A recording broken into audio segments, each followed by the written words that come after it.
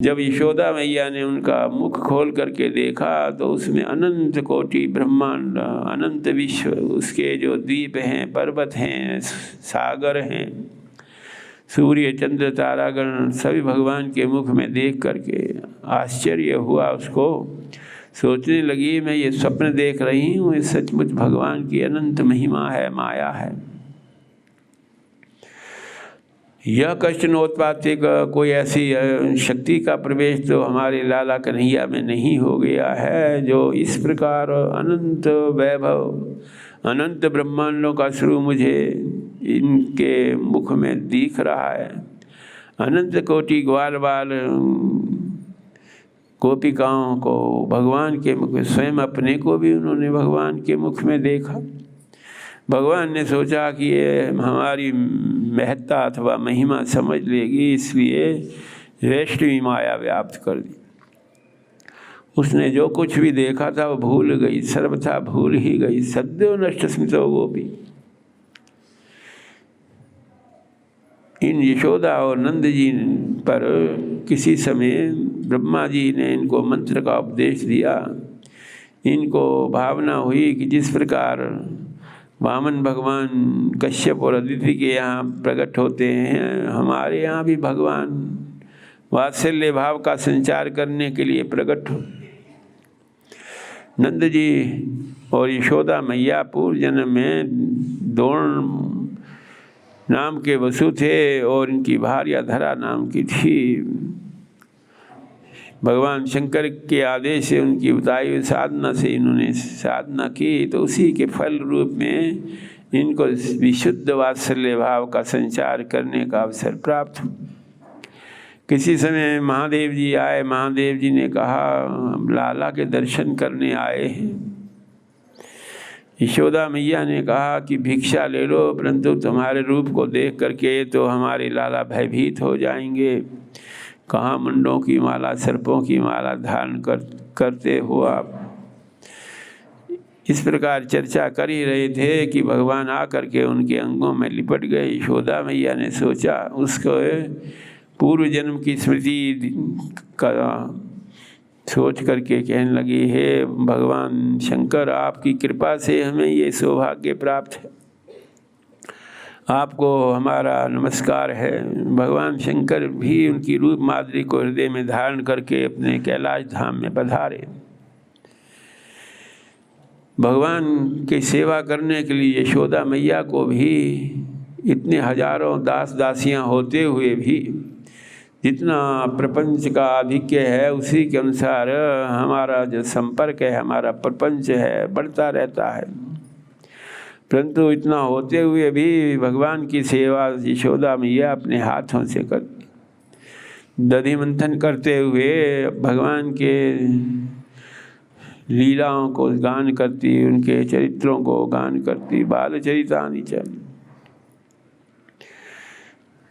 भगवान को दुग्ध पान करने की इच्छा से उनको दुग्ध पान कराने के बाद उसे लगा कि हम दूध रख कर आए थे अग्नि में, वो ओट करके गिर न जाए, इसलिए उसकी रक्षा के लिए अतृप्त छोड़ करके भगवान को अपने दूध की, जो श्यामा गाय का दूध भगवान को प्रिय था, वहाँ जा कर के उसने सोचा अब छोड़ करके आई हूँ तो कुछ और भी भगवान के प्रीत्यर्थ कर्म करें।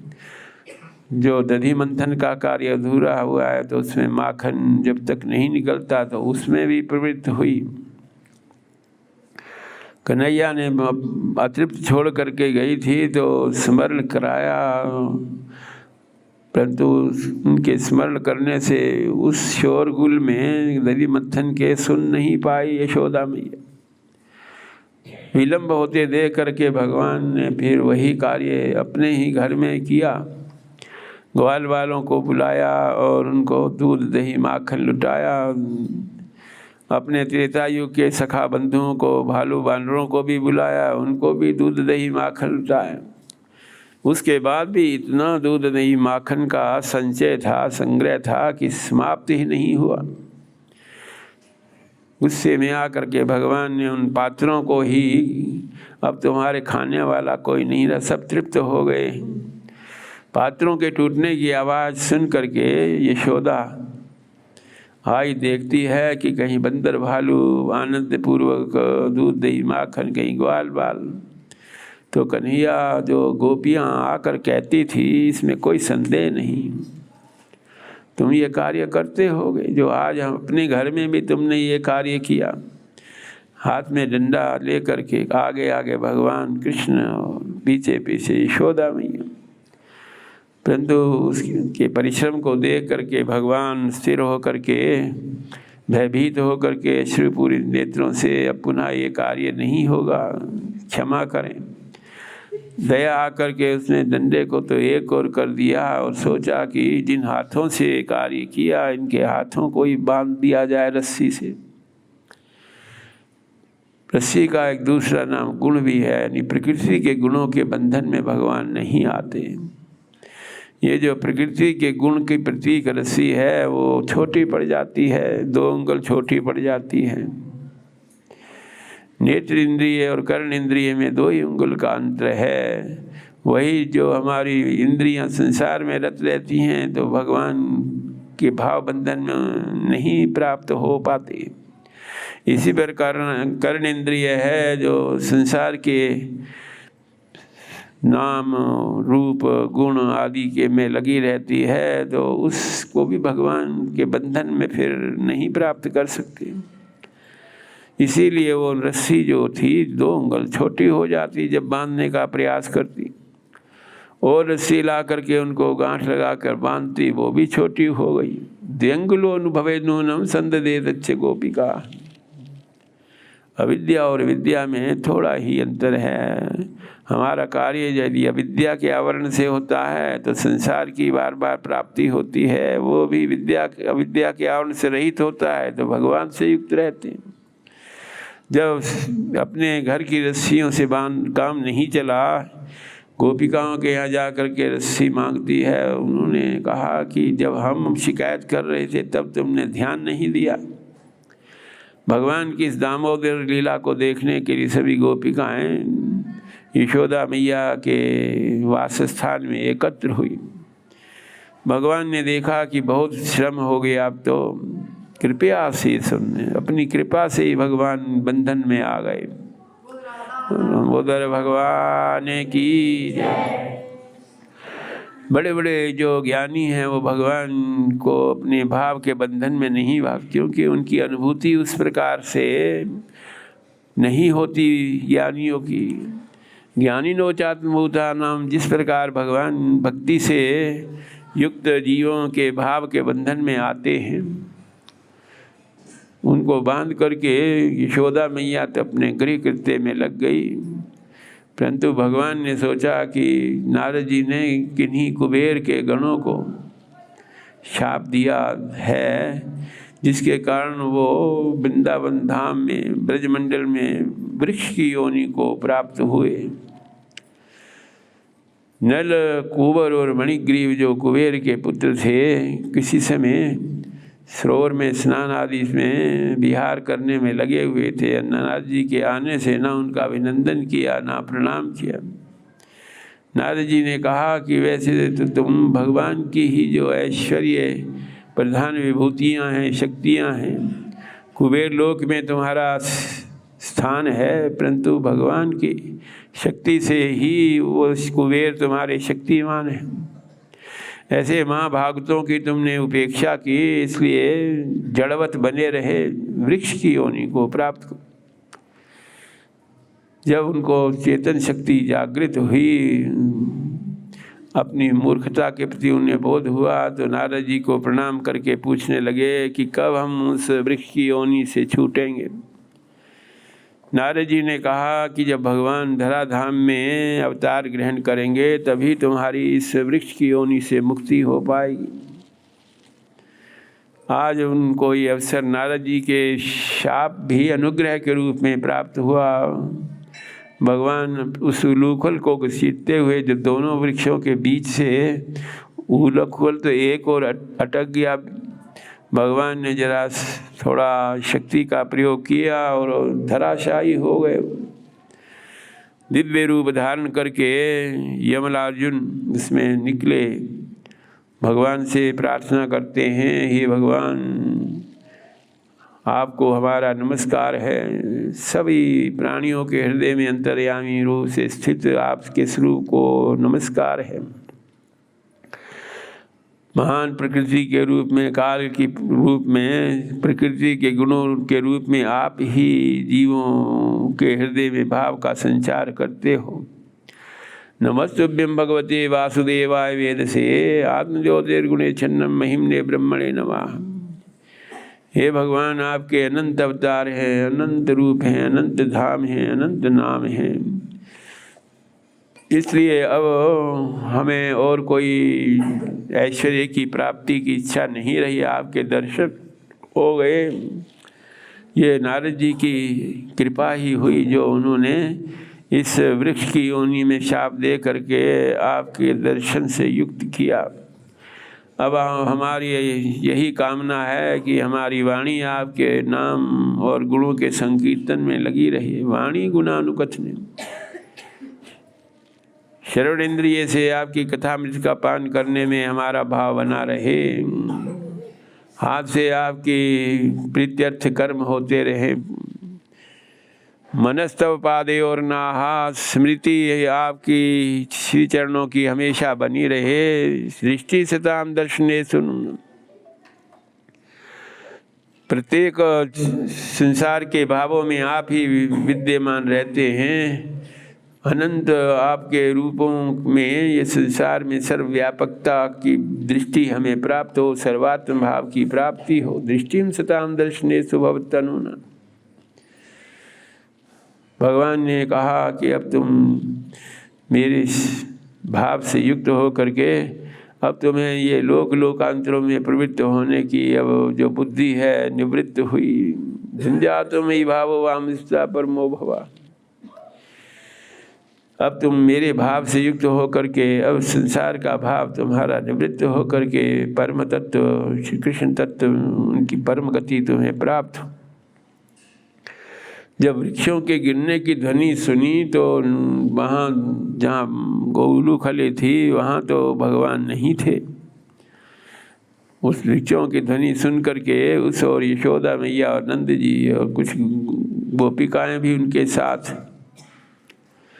वहाँ जा कर के कुछ ग्वाल बाल जो उन्होंने ये दिव्य भगवान की लीला, दामोदर लीला, उसमें यमलार्जुन वृक्षों को गिरते हुए दिव्य रूप धारण करके भगवान की स्तुति करते हुए देखा था, तो उन्होंने कहा कि भगवान ने ही ये सकार्य किया।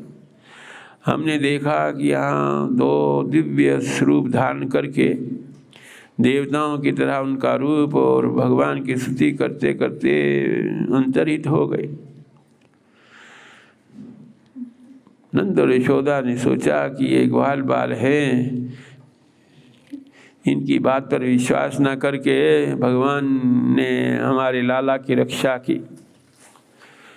नंद जी ने हृदय से लगा करके यशोदा मैया को प्रताड़ित करते हुए कहा, एक छोटे से अपराध में तुमने इतना दंड दिया और इतने भारी वृक्ष गिर जाते इनके ऊपर। जब से ललिता सखी का जो चेष्टा थी गोपिकाओं के साथ आकर के उपालंब देने की, तब से भगवान जिनमें भगवान के प्रति पूर्ण भाव था उनके यहाँ स्वयं ही स्वेच्छा से जा करके उनके हृदयगत भाव को पूर्ण करने के लिए उन पर कृपा करते। यद्यपि प्रत्येक गोपिकाओं मन में एक ही भाव है, भगवान के दर्शन हो, भगवान के रूप माधुरी का पान करें। किसी समय ब्रह्म मुहूर्त में ही जा कर के किसी गोपी के द्वार में जा कर के गोपी भगवान के चिंतन में सारी रात चिंतन करते करते सुबह उसकी जरा आँख लगी तो भगवान के दर्शन हुए। उसको भगवान के दर्शन पा करके कृतार्थ होकर इतनी जल्दी तुम्हें दूध दही माखन खाने की इच्छा हुई तो पहले तुम्हें स्नान आदि करके पवित्र हो जाती। भगवान ने उसके लिए जल की व्यवस्था की, पीढ़े की व्यवस्था की, उसको वस्त्रों की व्यवस्था की। उसके बाद गोपी कहती है कि एक और तुम लगो, दूसरी ओर मैं दधि मंथन करने का कार्य में योगदान करो। भक्त वांछा कल्पतरु हैं भगवान, उनको अपने उस महत्व में कोई स्थिति नहीं रहती जिसके कारण वो अनंत कोटि ब्रह्मांडों के नाय। भक्तों के लिए तो, क्योंकि भक्त उनका हृदय स्वरूप ही है, भक्तों के हृदय की जो भावना है। जब माखन निकला उसके बाद भी गोपी कहती है अब मैं तुम्हारे मधुर संकीर्तन को करूं, तुम नृत्य करो, उसके बाद तुम्हें मिलेगा माखन। गोपी भी शोभितो नृत्यत भगवान बालवत कविचित। जो सृष्टि के जीव भगवान के ही क्रीड़ा यंत्र है, कभी कभी वही भगवान भक्तों के क्रीड़ा यंत्र हो जाते हैं।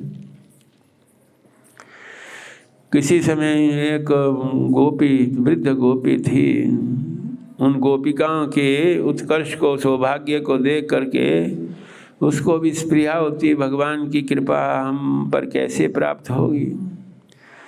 उसके यहाँ ना गाय है ना वत्स हैं, कैसे कृपा होगी भगवान की। दूध दही माखन भगवान को प्रिय है। एक फलदार वृक्ष लगा था, वो भी अभी छोटा था, कब इसमें फल आएंगे, मैं भगवान को फल समर्पित करने के बहाने जाऊं। उसने देखा कि एक ही रात्रि में उसके मन के संकल्प अनुसार फलों की प्राप्ति हुई।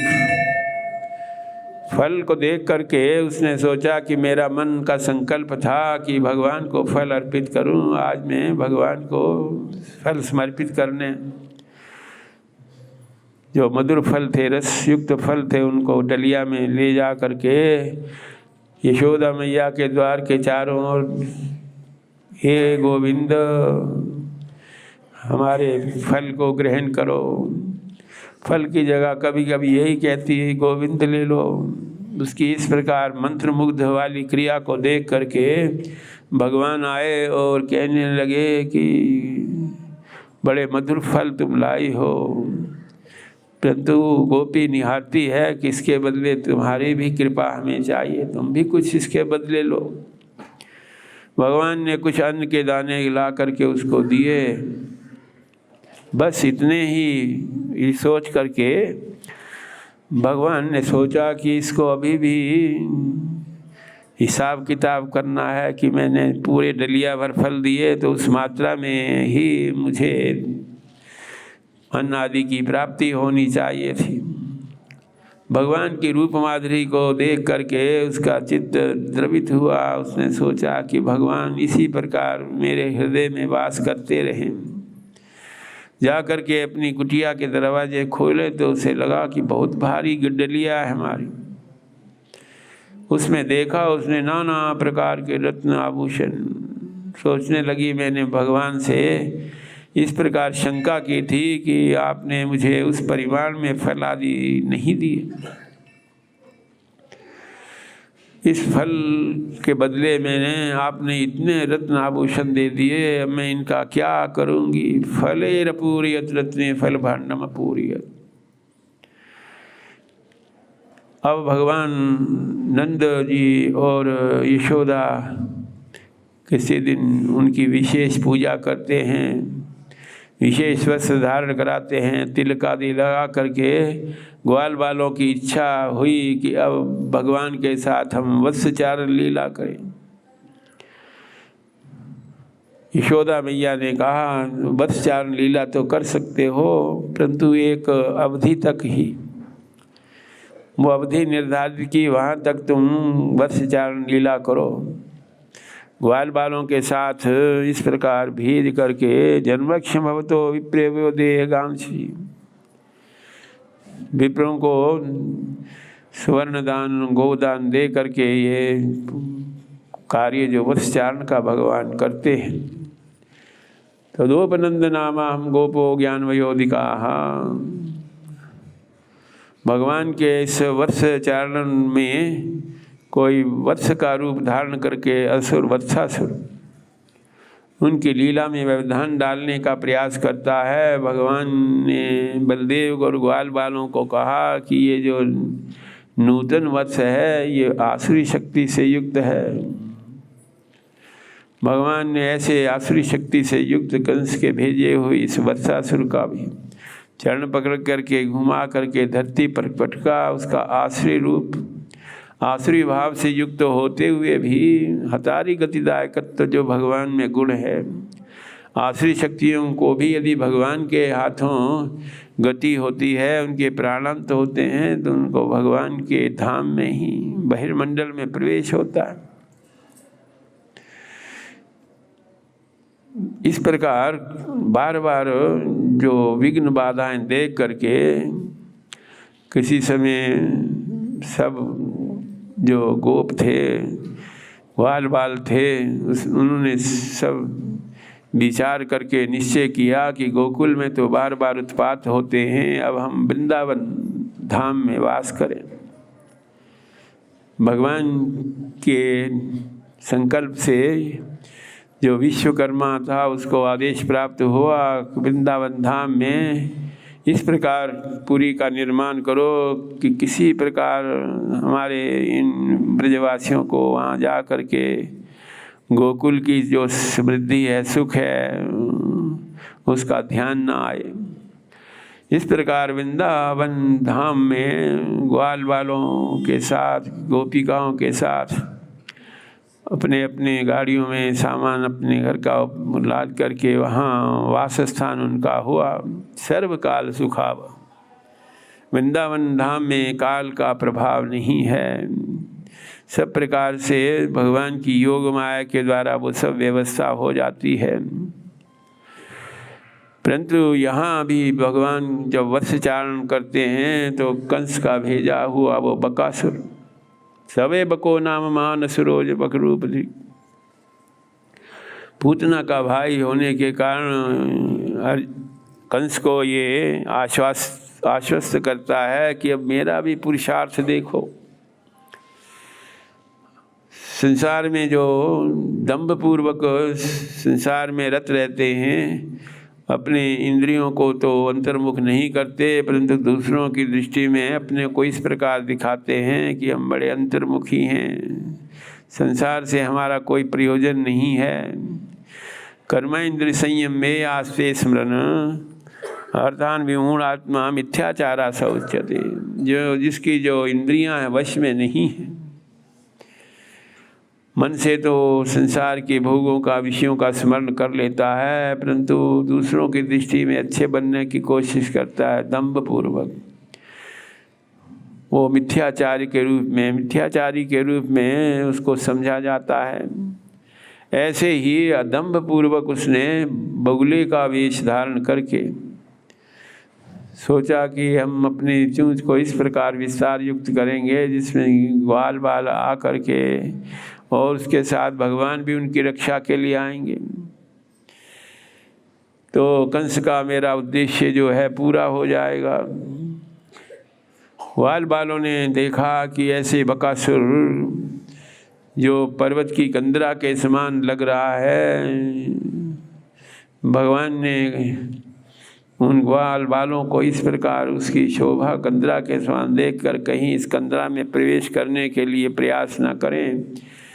स्वयं ही भगवान ने उसके उस विशाल काय चोंच के नीचे के भाग में अपने चरण रखे और अपने देह को विस्तार युक्त किया, और देखते देखते वो बकासुर उसके प्राण अंत हो गए। राम आदेया प्राण विवेंद्रिय गणाहा, उसको देख करके, अपने स्वाभाविक रूप को देख करके उस ग्वाल वालों ने सोचा कि जिसको हम पर्वत की कंदरा मान रहे थे वो तो साक्षात आसुरी शक्ति से युक्त था। जब जा कर के ग्वाल वालों ने उन बकासुर उद्धार की लीला सुनाई ब्रजवासियों को, तो उन नंद जी को और यशोदा मैया को लगा कि जो वसुदेव जी ने बात कही थी वो ठीक ही थी,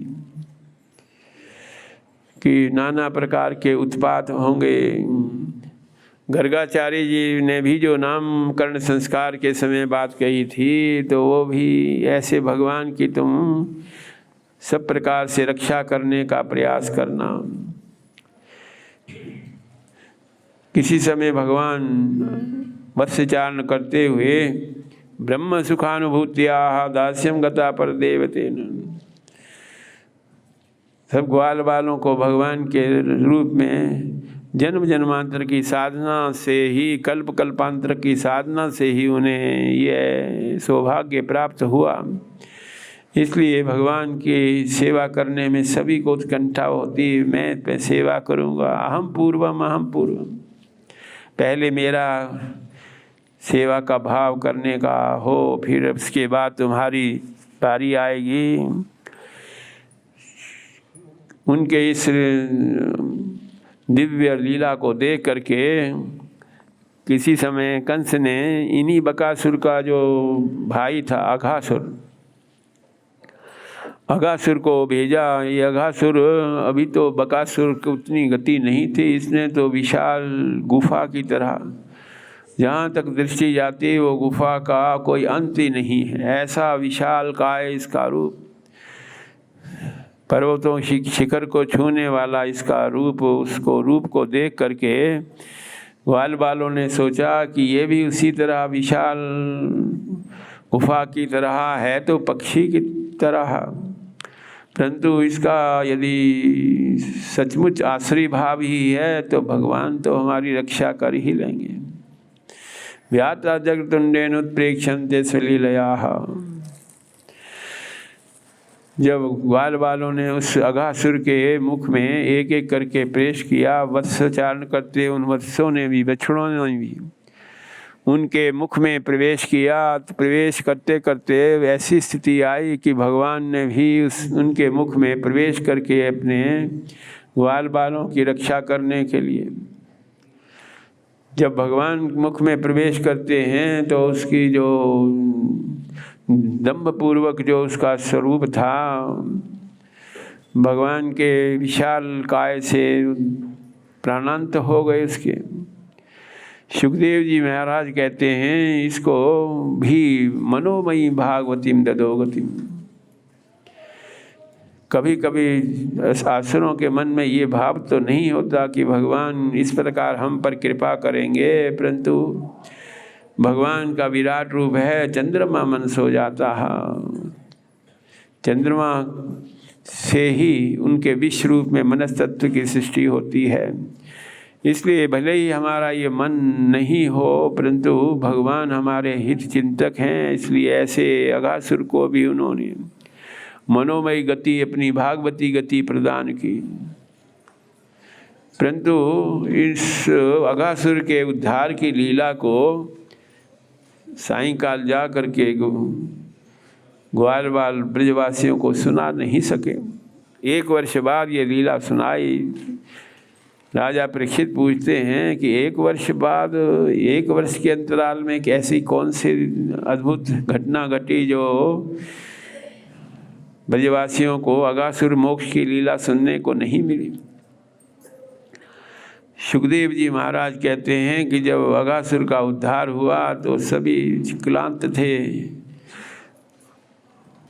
नदी के पुलिन में ग्वाल बालों के बीच में भगवान विराजमान हुए, सबको भोजन करने का आग्रह करने लगे। सब अपने अपने जो पाथे लाए थे, कभी भगवान को देते, कभी भगवान के पात्र से स्वयं ग्रहण करते। इस प्रकार जूठा मीठा ग्रहण करने वाली स्थिति को देख करके ब्रह्मा जी ने सोचा कि ये कैसे अनंत कोटि ब्रह्मांडों के नायक हैं भगवान, जो इन क्षुद्र ग्वाल बालों के ही जूठन को ग्रहण कर रहे हैं। उन्होंने सोचा कि इसकी परीक्षा कर लें। इसकी सत्यता का निर्धारण करने के लिए पहले तो जो बछड़े थे, चल रहे थे, उनको ही उन्होंने किसी अज्ञात स्थल की ओर प्रेरित करते हुए उनको किसी अज्ञात स्थल में अवरुद्ध कर दिया। भगवान ने देखा कि अब हम वत्स जो बछड़े थे बहुत दूर चले गए हैं, दिखाई नहीं दे रहे हैं। ग्वाल बालों ने कहा, हे भगवान, हम ही ढूंढ करके लाते हैं, आप विराजमान रहो। जब ढूंढते ढूंढते ब्रह्मा जी ने देखा तो उन सब ग्वाल बालों को भी उसी अज्ञात स्थल में छिपा दिया। अब भगवान की जो वत्सचारण लीला है, ब्रजमंडल की लीला कैसे होगी, ये सब देखने के लिए भगवान ने सोचा कि ये ब्रह्मा जी का जो मोह है कैसे उसका भंग किया जाए। उन्होंने जितने भी बछड़े थे, जितने भी ग्वाल बाल थे, जैसा उनका रूप था, जैसे उनके अंग अवयव थे, जैसे वो धारण करते थे अलंकरण, जैसा उनका स्वभाव था, जैसे उनके गुण थे, रूप थे, आकृति थी, अवस्था थी, आहार विहार जैसे था, उन सभी के रूप में भगवान अपना रूप बना करके उतने ही अनंत कोटि ग्वाल बाल और अपने अपने वत्सों के साथ, बछड़ों के साथ, अब सभी में भगवान का विलास में रूप है, परंतु अपने अपने घर में ही उन वत्सों के साथ भगवान उन्हीं ग्वाल वालों के रूप में अपनी शक्ति का स्वरूप, विलास में स्वरूप धारण करते हुए प्रवेश करते हैं। इस तरह भगवान की ये जो वत्सचारण लीला है वो उसका प्रवाह चलता रहता है। भक्तिवती गोपिकाओं को अब अपने ग्वाल बालों के साथ जो साक्षात भगवान का ही रूप है, उनकी सेवा करते, उनके दर्शन करते कुछ विलक्षण भाव का संचार होता है। उन्होंने मन में भाव किया कि भगवान ही हमारे जीवन के रक्षक हों, हमारे भाव को पूर्ण करने के लिए भगवान के इसी चरणों की सेवा हमें प्राप्त हो। इस प्रकार ब्रह्मा जी ने सोचा कि मैंने तो छिपा दिए थे वो बछड़े और ग्वाल बाल, ये तो भगवान की लीला उसी तरह चल रही है, उन्हीं रूपों में वही ग्वाल बाल, उसी प्रकार उनकी लीला है। जाकर के ब्रजमंडल में देखते हैं, और जब उसको देख करके उन्हें लगा कि ये तो हो सकता है हमारे उस अज्ञात स्थल से भगवान ढूंढ करके ले आए हों, परंतु वहाँ जा कर के देखते हैं वहाँ भी काल का प्रभाव नहीं हो रहा है। एक बार फिर उनको भ्रम हुआ, कहीं हमने ब्रज में जो देखा वो तो दृष्टि हमारी धूमिल हो गई होगी, परंतु वहाँ उसी प्रकार भगवान की लीला होती। अब जब अज्ञात स्थल में जा कर के देखने लगे तो वहाँ ना बछड़े हैं ना ग्वाल बाल हैं, वहाँ तो भगवान सभी वत्सों के और बछड़ों के रूप में, चतुर्भुज रूप में उनके दर्शन हुए। भगवान ग्वाल बाल भी चतुर्भुज रूप में, उनके उस भगवान के चतुर्भुज रूप को देखकर जिनकी अणिमादि सिद्धियाँ, रिद्धि सिद्धियाँ उनकी सेवा में रत हैं, उनका जो मोह है निवृत्त हुआ कि ये जो भगवान की लीला है, भगवान ही अपनी लीला स्वयं करते हैं, भगवान ही देखते हैं, भगवान ही दिखाते हैं, भगवान ही सुनते हैं, सुनाते हैं। स्वरूप शक्ति की कृपा का संचार जब जीवों में होता है तो वो उसमें भगवान की शक्ति का ही समावेश होता है। हम में अपनी कोई शक्ति नहीं जो इस प्रकार भगवान के अनंत महिमा को हम अनुभव कर सकें।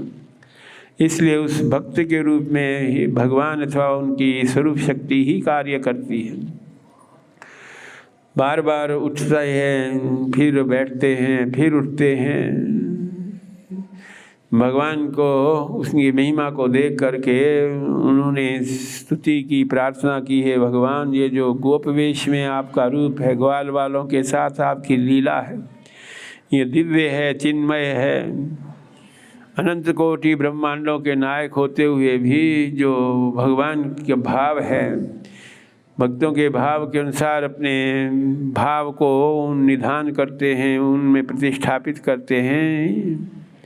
कहाँ मेरे जैसे रजोगुण तमोगुण से युक्त, कहाँ आपका विशुद्ध सत्य से होने वाले अपने भक्तों पर भाव का संचार करना। ये भगवान चराचर जगत आपके संकल्प विकल्प से ही होता है।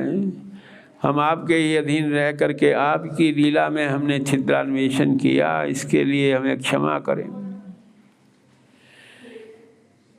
अजानता आपकी महिमा का रहस्य न समझने के कारण ही हमने ऐसा किया।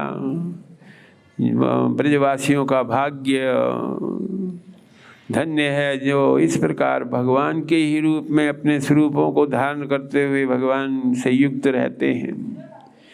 जिनमें सखा भाव है भगवान का, यत मित्रम परमानंदम पूर्ण ब्रह्म सनातनम, परात्पर ब्रह्म पूर्ण ब्रह्म में इस प्रकार जिनकी निष्ठा है उनका भाग्य, उनकी महिमा धन्य है। श्रुतियाँ भी जिनके चरण कमलों की रज प्राप्त करने के लिए इच्छा करती हैं, महापुरुष जिनके चरण कमलों का ध्यान करते हुए भी गति को प्राप्त नहीं करते, जिनके द्वेष करने वाली पूतना को भी जिन्होंने अपने धाम की प्राप्ति कराई, तभी तक जीव संसार में प्रवृत्त रहता है जब तक उसको संसार का राग समाप्त नहीं होता, तभी तक संसार के गृहस्थी में रहता है जब तक उसको मोह माया निवृत्त नहीं होता।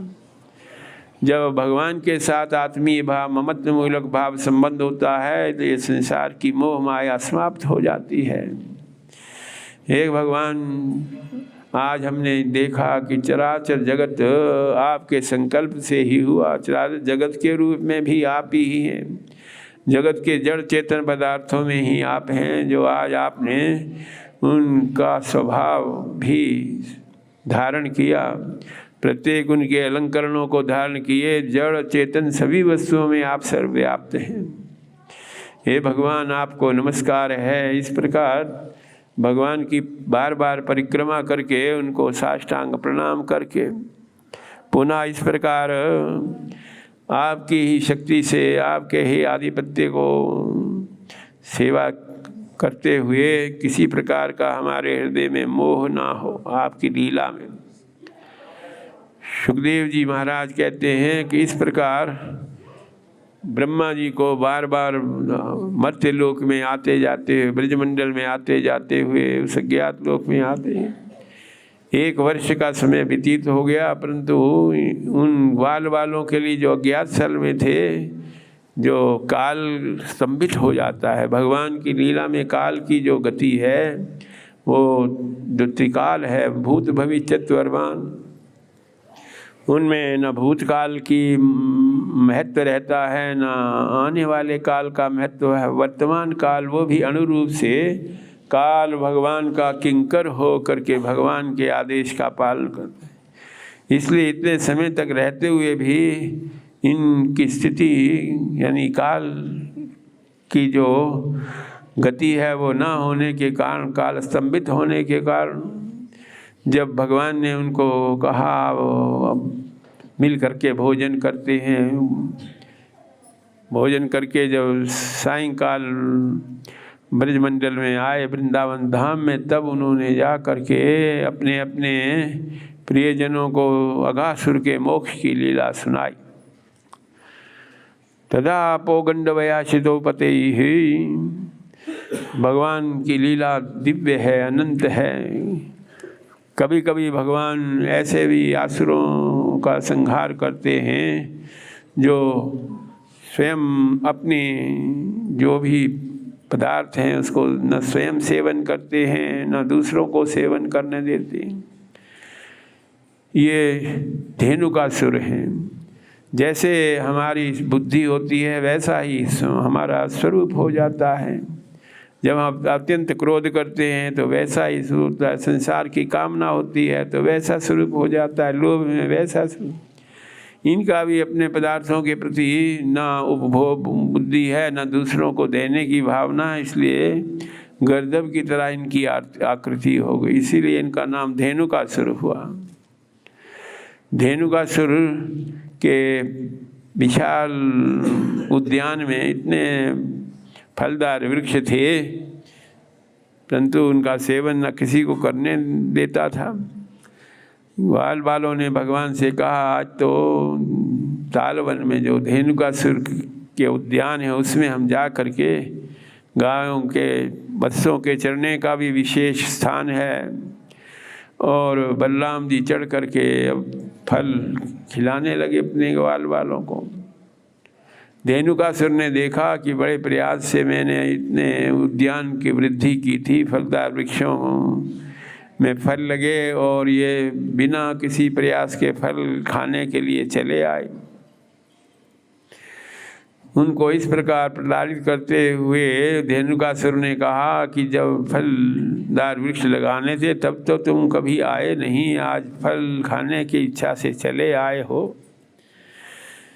भगवान ने देखा कि अभी भी इसकी वृत्ति जो है उसमें कोई परिष्कार नहीं हुआ है, तो इसलिए भगवान ने ऐसे आसुरी वृत्ति को धेनुकासुर के चरण कमलों को घुमा करके धरती पर पटका, उसकी लौकिक लीला समाप्त हो गई। भगवान के सुखद संस्पर्श के प्रभाव से उसकी भी गति हुई है और नाना प्रकार के खट्टे मीठे फल खा करके सबको प्यास लगी, तो कालिंदी में जो काली दह वाला स्थान था कालिंदी का, वहाँ जब जल पीने की इच्छा हुई तो भगवान ने सोचा कि इस समय तो इस सरोवर में काली दह वास करता है, उसके द्वारा इस जल को दूषित कर दिया गया है, विषाक्त कर दिया है। इसलिए हमारे जो बछड़े हैं, ग्वाल वाले हैं, इस जल को पान करके अपने जो शक्ति है, जीवन शक्ति है, उसका परित्याग ना हो, जीवन धारण करने में इनको असुविधा ना हो, इसलिए इस कालिए नाग पर कृपा करने के लिए कदम्ब वृक्ष पर चढ़ कर भगवान उस कालिए दह में कूदे। आज भगवान की कालिए दह है में कालिए नाग का उद्धार करने की लीला के अवसर पर बलवान जी वत्स्यारण के लिए साथ नहीं थे। जब विलंब हुआ भगवान के निकलने में तो प्रचार हो गया पूरे ब्रजमंडल में कि भगवान कालिए देह में कूदे और उनके दर्शन नहीं हो रहे। कालिए देह में कालिए नाग के सहस्रों फणों से कैसे उनकी रक्षा होगी। गोपिकाएं, यशोदा मैया और जितने भी ब्रजवासी थे भगवान के इस प्रकार स्थिति को देख करके उनके दर्शन करने के लिए चारों ओर उस कालिए दह के सरोवर में प्रवृत्त हुए। भगवती जगदम्बा से प्रार्थना करते हैं हमारे लाला की रक्षा करे। बलराम जी ने कहा कि ऐसी कोई चिंता की बात नहीं, शीघ्र ही भगवान तुम्हें दर्शन देंगे।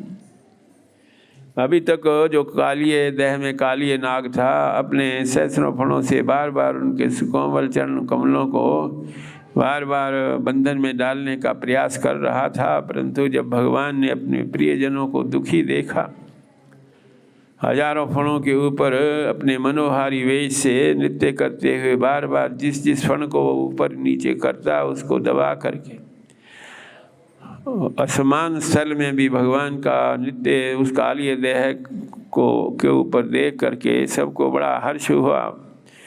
सब भगवान की जय जयकार करने लगे। वन बिहारी लाल की। नाग पत्नियों ने सोचा कि इस कालिए नाग का महान अपराध है जो इस ब्रजमंडल के सरोवर को इसने विषाक्त किया, कहीं इनके प्राणांत ना हो जाएं, इसलिए भगवान से प्रार्थना करती हैं सब नाग पत्नियाँ। हे भगवान, यद्यपि आपका अवतार तो दुष्टों के निग्रह के लिए होता है, परंतु यहाँ तो आपने ऐसे कालिए नाग पर अपने चरण कमलों का स्पर्श दे करके उस पर कृपा ही की। हे भगवान, ये कृपा हमें अब सदा बनी रहे। अब हमें किसी लोक विशेष की कामना नहीं है, ना स्वर्गलोक ना ब्रह्मलोक की कामना है, मोक्ष की कामना भी नहीं है। अब आपके चरण रज की प्राप्ति हुई, उसी में वही परम आश्रय हो हमारा। आपको हमारा नमस्कार है। विश्वाय च विश्वाय दृष्टेत हेतवे। यद्यपि हमारे कालिए नाग ने अपराध किया है जो आपकी लीला विहार स्थली में इस प्रकार जल को दूषित किया, परंतु इसके अपराध को आप क्षमा करें। कालिए नाग ने भी भगवान की स्तुति करते हुए कहा, हे भगवान, जैसे आपने हमारा स्वभाव बना दिया वैसे ही तो हम करेंगे। सृष्टि में जैसा जिसका स्वभाव है उसके अनुरूप ही वो कार्य करता है, इसलिए चाहे आप हम पर अनुग्रह करें चाहे निग्रह करें, परंतु आपके दिए हुए स्वभाव के अनुसार ही हम विषाक्त विष ही उगलते हैं। भगवान ने सुना कि अब काली नाग की बुद्धि में जो भ्रम था परिवर्तन हुआ, इसलिए कहा कि अब तुम पुनः जा कर के क्षीर सागर में जाओ, अब तुम्हें गरुड़ का भय नहीं होगा।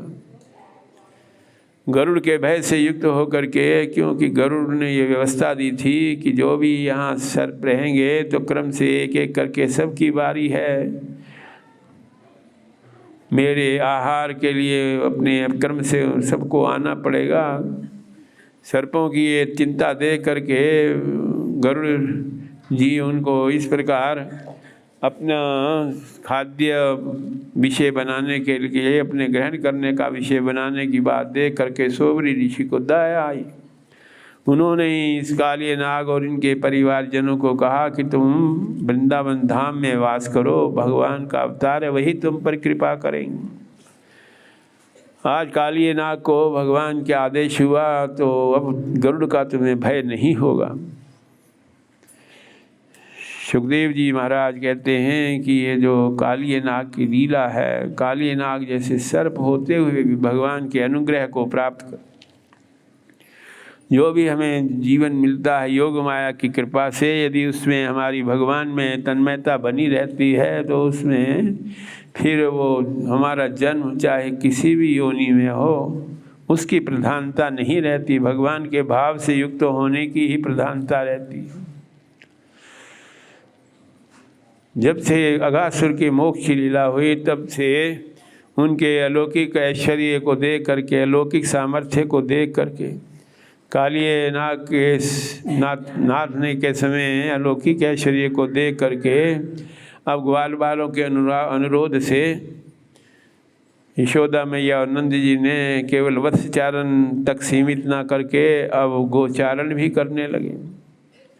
गोवत्सचारण करते हुए अब उन्होंने वृंदावन में जो 32 प्रधान वन हैं, 93 कोटि निकुंज हैं वृंदावन धाम में, उन सब में भगवान ग्वाल वालों के साथ गोचारण लीला करने के लिए, वत्सचारण लीला करने के लिए अनुमोदन करते हुए उनका अभिनंदन करके उनको प्रेषित किया। भगवान के साथ ग्वाल बाल अब दूर दूर के वनोपवनों में जा कर के भगवान की लीला का विस्तार देख करके अब कंस को लगा कि अभी तक तो सीमित प्रदेश तक ही भगवान की वत्सचारण लीला होती थी, अब तो दूर दूर जो जहाँ तक ब्रजमंडल का विस्तार है, 84 कोस तक विस्तार है ब्रजमंडल का, वहाँ वहाँ भगवान अपने ग्वाल वालों के साथ गोचारण वत्सचारण लीला करेंगे। इसलिए कंस ने अब एक प्रलंबासुर को भेजा।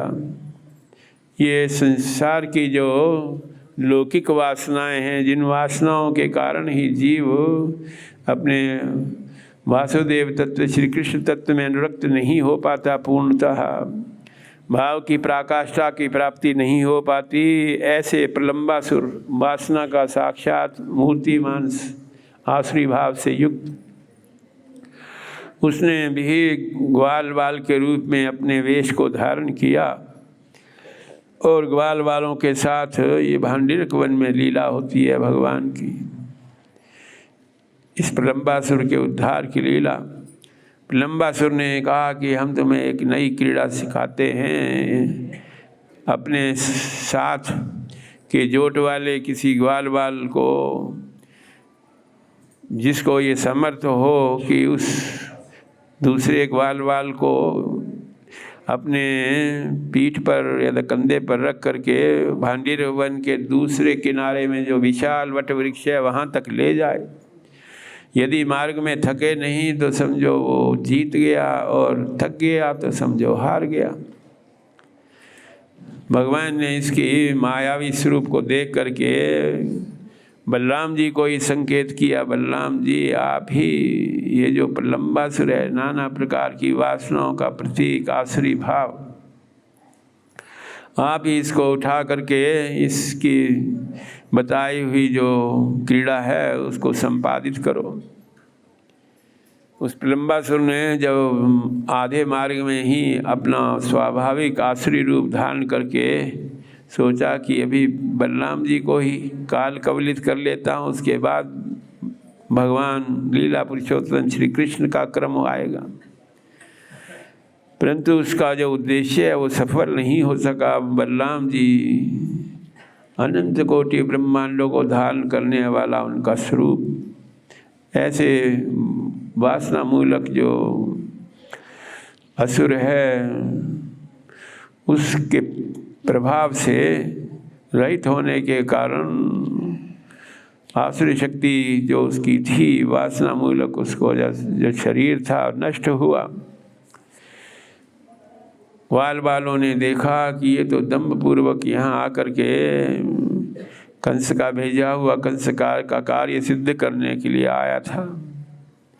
बलराम जी के द्वारा उसकी जीवन लीला समाप्त होते देख करके ग्वाल बालों ने भगवान की जय जयकार की। पापे प्रलंबे निहिते देवा परम निर्भीता। जो देवी शक्तियाँ थी, ऐसे प्रलंबासुर जो संसार की वासना के कारण ही हम भगवान के प्रति अनुरक्त पूर्ण रूप से नहीं हो पाते, वो भी भगवान की जय जयकार करते हुए ऐसे प्रलंबासुर को भी भागवती गति प्राप्त हुई। भगवान के बहिर्मंडल में उसकी स्थिति हुई। सुखदेव जी महाराज कहते हैं भगवान अब दूर दूर तक अपने बाल बालों के साथ गोचारण वत्सचारण लीला करते हैं। किसी समय ईशिकाटवी जो वन है उसमें विचरण करते हुए ग्वाल बालों ने देखा कि दावानल चारों ओर से इतना प्रचंड रूप धारण करती हुई बढ़ती हुई चली आ रही है, कैसे हमारी रक्षा होगी।